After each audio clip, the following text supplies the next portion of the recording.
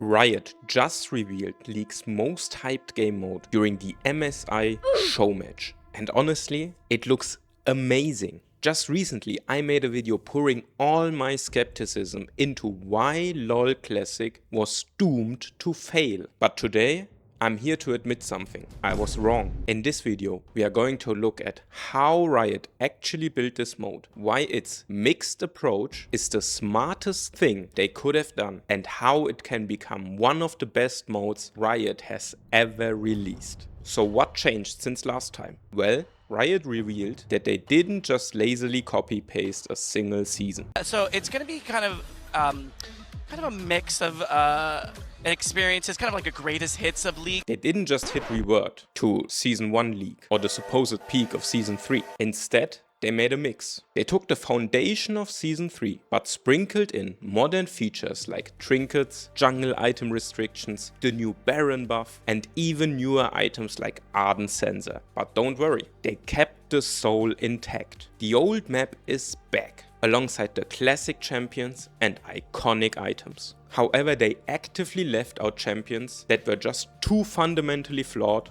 or toxic. It's more like we've taken some of the more fun character designs and some of the less egregious ones and put them out of there. Like what?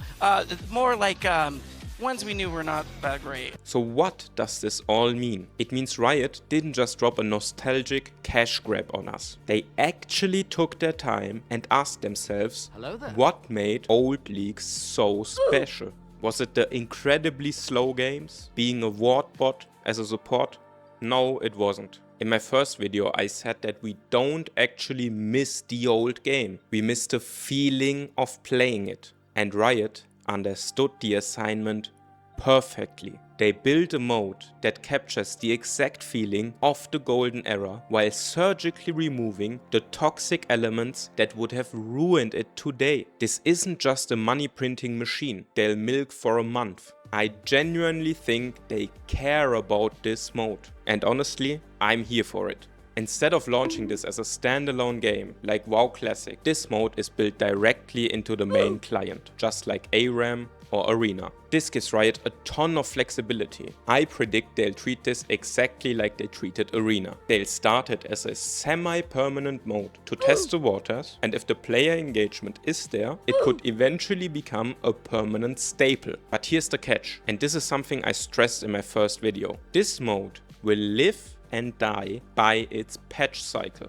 Sure, getting one-shot by a Season 3 point-and-click Kassadin Silence is a funny nostalgia trip for the first or second time. But after 2 weeks of seeing it in every single lobby, you'd lose your damn mind. That's why active balancing patches, just like we get in Arena, are strictly mandatory. And if they do cycle the mode out for a few months, it gives them the time to develop massive updates. Imagine it returning with the Twisted Treeline map, rotating different classic champions, or even bringing back other iconic old items. The creative freedom here is endless, but it actually gets even better. Riot just dropped a massive detail on their official website that changes everything. They stated that players will be able to vote together with the community to shape the future of the classic experience. This is huge. This is literally the old school RuneScape polling system. It means Riot isn't just going to dictate what happens next. They are giving us the wheel. This basically confirms that if the mode takes off, we could see completely new, exclusive content designed specifically for Classic.